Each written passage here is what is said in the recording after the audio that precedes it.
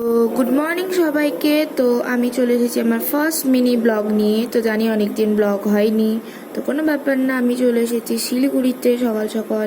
এ দেখছো কত জ্যাম, তারপরে সব জ্যাম পের হয়ে আজকে চলে গেছিলাম আমি আমার একটা পছন্দের জায়গায়, আর সেটা হচ্ছে জুডিও। তো জুডিওতে আমার অনেক দিন ধরেই যাওয়ার অনেক অনেক অনেক ইচ্ছে ছিল। দেন আমরা উঠে যাই জুডিওতে, চলে যাই। তারপরে আমরা জুডিওতে ঢুকে অনেক অনেক কালেকশন দেখি, কিন্তু কিছু বুঝতে পারি না আমি কী নিব। অনেক অনেক অনেক খোঁজার পরে আমি অনেক কনফিউশনের পরে কোনো জামা পেলাম। এবার ট্রায়াল নিয়ে একটা জামা খুব পছন্দ হলো, ওটা নিয়ে নিলাম।